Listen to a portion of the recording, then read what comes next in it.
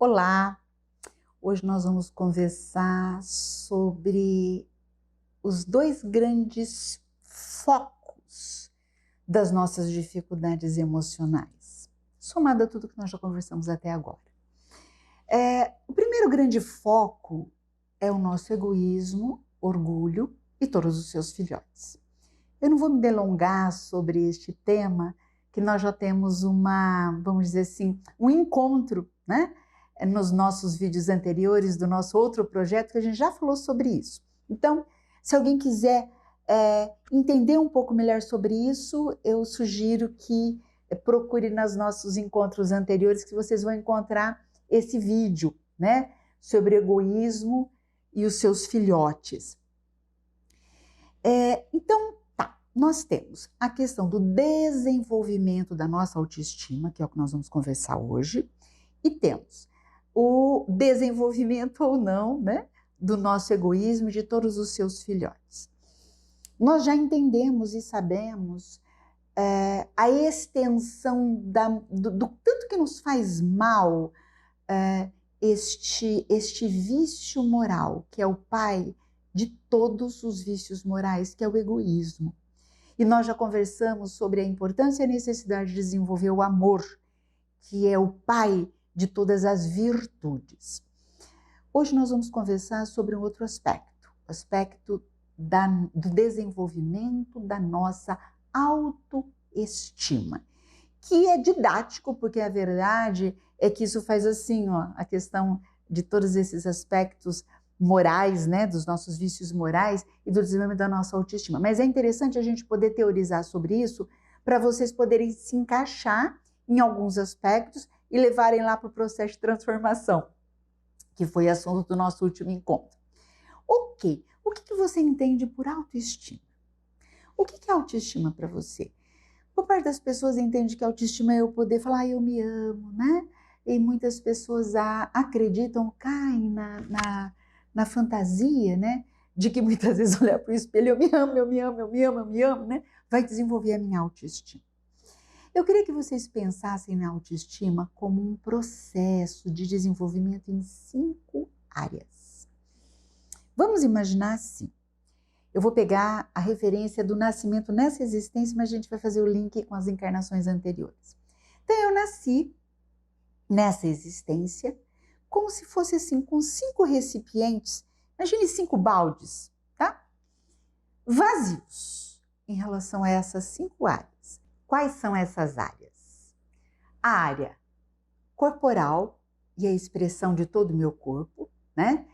A área cognitiva, a área social, que é a expressão das minhas trocas, a área afetiva, que é a expressão de todos os meus afetos, e a área laborativa, a minha produtividade, a nível da minha dinâmica, do meu produto, vamos dizer assim, de uma forma mais concreta, o meu trabalho, tá?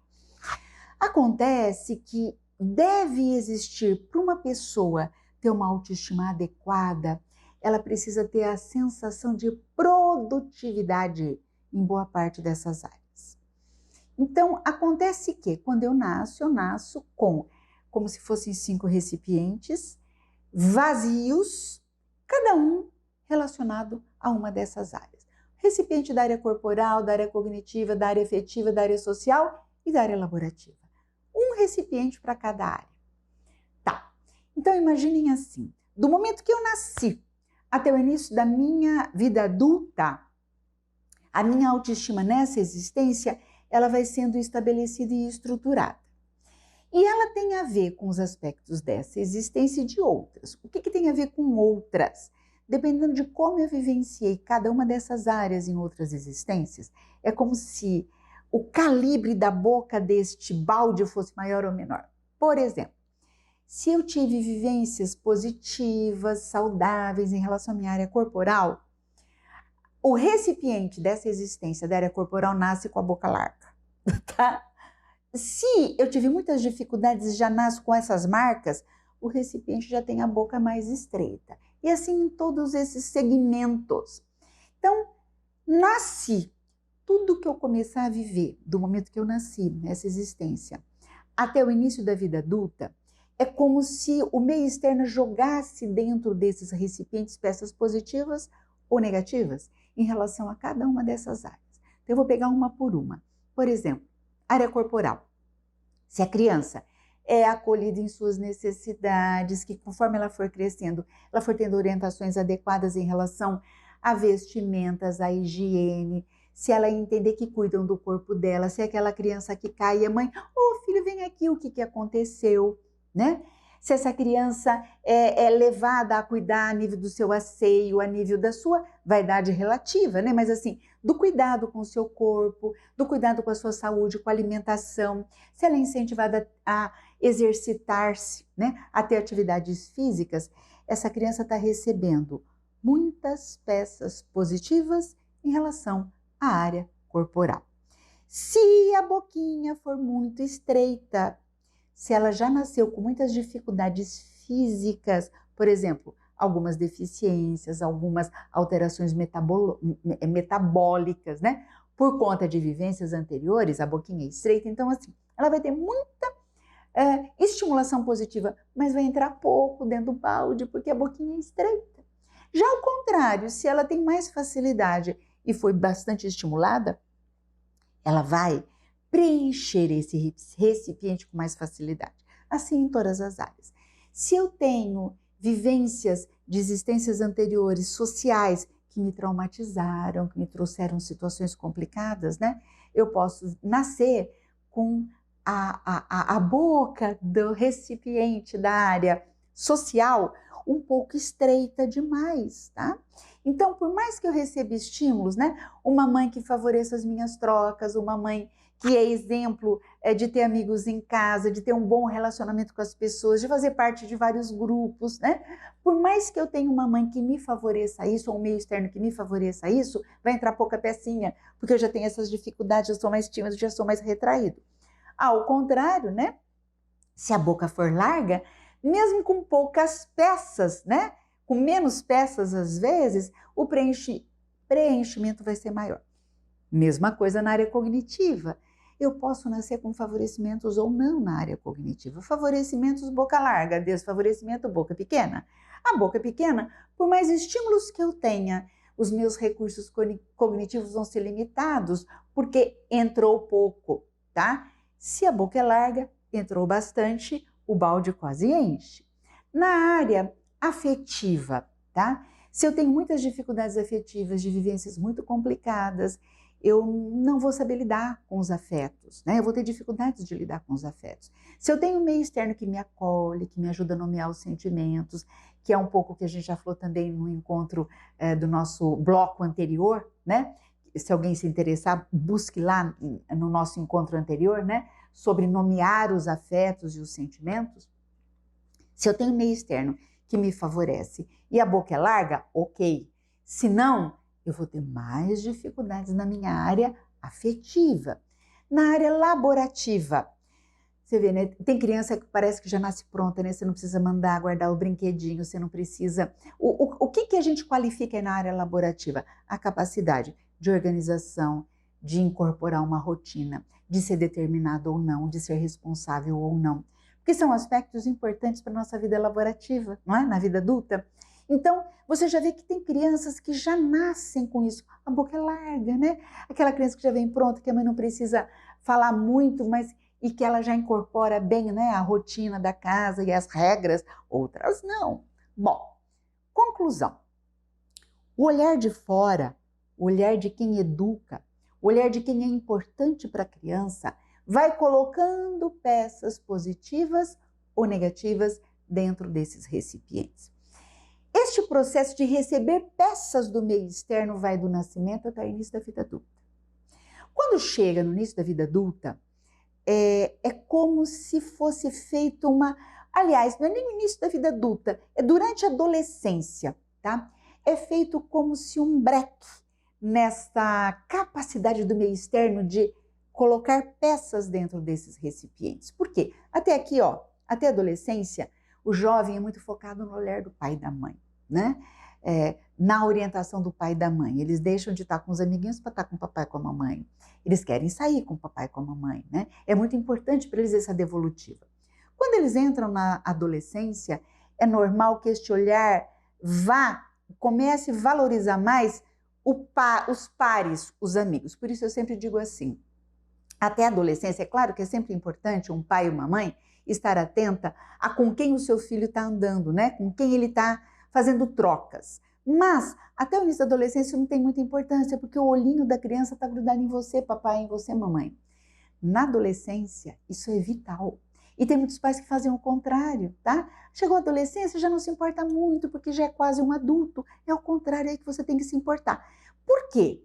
Porque nessa hora o seu filho pode ter baldes quase cheios, mas se ele começar a se relacionar e se interessar por um grupo que tem valores totalmente distintos, muitas vezes para ser aceito pelos seus pares, aquele ser, vamos dizer assim, negligencia tudo o que ele recebeu. Vocês devem ter exemplos na cabeça, né? Quantos jovens que a gente vê e fala assim, nossa, vão ter um futuro brilhante em relação à questão cognitiva, são tão responsáveis. Entrou na adolescência, começou a se compor com pessoas com valores completamente diferentes, desnorteou.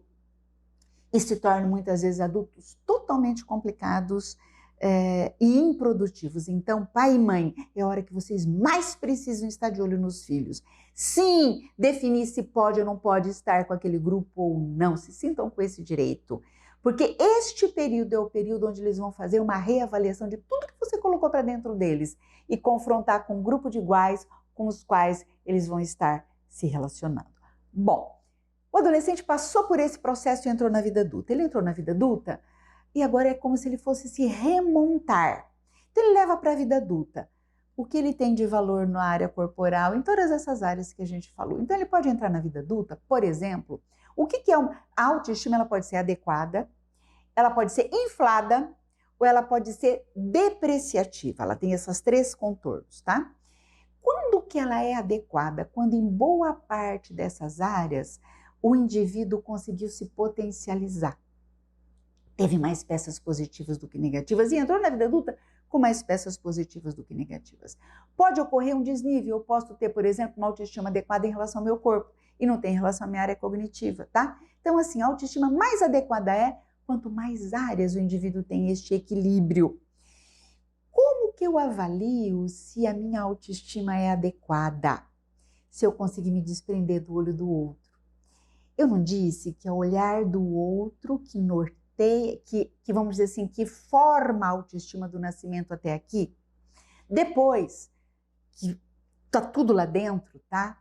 Você precisa avaliar se você conseguiu se desprender do olho do outro. Eu vou dar um exemplo assim. Se eu tenho uma boa autoestima corporal, uma autoestima adequada, se alguém chega para mim e fala assim, Alcione, que roupa horrível, você tá indecente com essa roupa, tá? O que o outro falar, eu vou levar em consideração. Porque eu qualifico a fala do outro, mas eu não vou me desorientar pela fala do outro. Eu posso dizer assim, você acha por quê? Eu não concordo, eu amo essa roupa. Porque o olhar avaliativo saiu de fora e veio para dentro.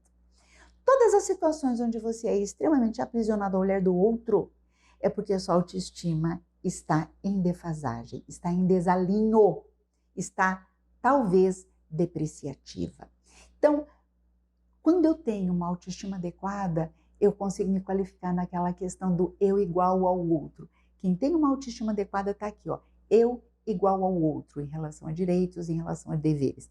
Eu consigo avaliar e qualificar a fala do outro, mas eu não mais me desestruturo com a fala do outro. Se eu, por exemplo, em relação à área cognitiva, né? Eu estou tendo uma fala e alguém fala, nossa, indecente o que você falou. Por quê? Me justifique. Se a pessoa justificar, muitas vezes eu até posso falar, você sabe que você tem razão? Eu não havia pensado nisso. E eu mudo, mas eu não me desestruturo. Se a pessoa tem uma autoestima depreciativa em relação à área cognitiva, ela vai, ai, que horror, eu só falo besteira, eu nunca mais vou falar, eu vou ficar constrangida. Por quê? Porque quem determinou quem eu sou naquele momento é o olhar do outro, não o olhar internalizado. Então, quem tem uma boa autoestima já internalizou o olhar. Mas sempre vai levar em consideração a avaliação externa, mas não vai mais se prender à avaliação externa, ok? Bom, quando Então, quando a pessoa tem uma autoestima muito depreciativa, é despotencializada em boa parte das áreas, o que acontece? Aqui, ó, autoestima adequada, eu igual ao outro. A pessoa vai aqui para baixo, ó, ela pode chegar a um patamar onde eu sou menos que o outro. Aqui eu tenho direitos e deveres iguais. Aqui, ó, eu só tenho deveres, pouquíssimos direitos. E fico aprisionada a tudo que o outro acha, tudo. São pessoas que quase sempre nas relações afetivas ficam acreditando que o outro ainda vai potencializá-lo. Então faz tudo para agradar o outro. Faz tudo o que o outro quer. Faz tudo do jeito do outro. Como a criancinha que esperava ser potencializada, só que este processo já passou.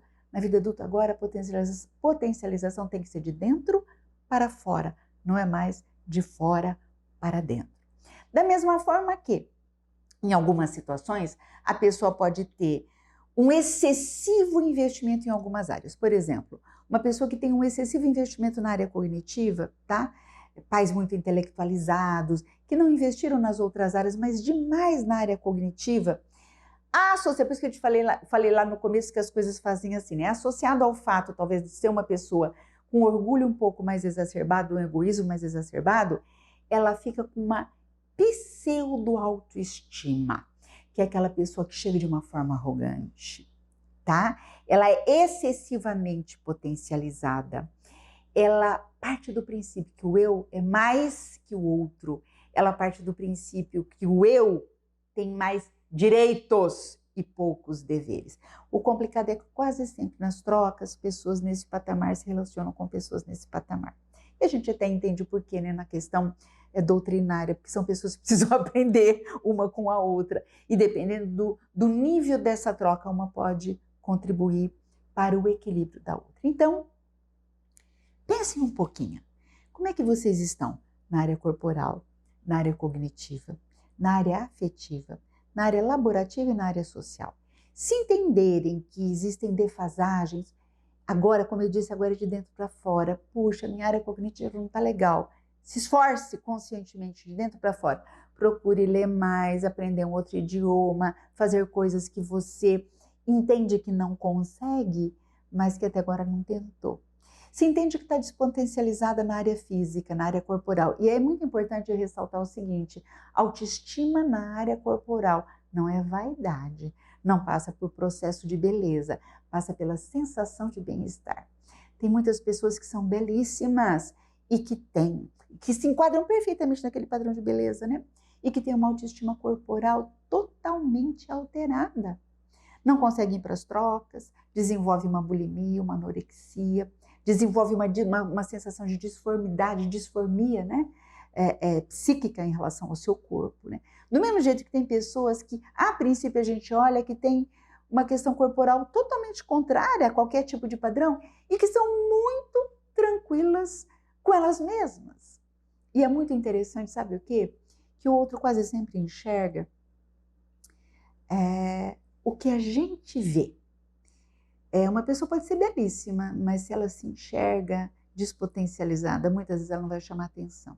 A pessoa pode não ter nada a ver a nível físico, mas se ela tem uma tranquilidade com a forma de ser dela, às vezes ela chama muita atenção, né? Entende? Então vamos pensar, gente, em como que nós estamos em relação a essas áreas, como que nós estamos e o que nós podemos fazer para nos potencializar? Então, encerrada essa parte da autoestima, eu queria que vocês pensassem nisso e tentassem colocar o que vocês entenderem que está em defasagem no nosso processo de transformação.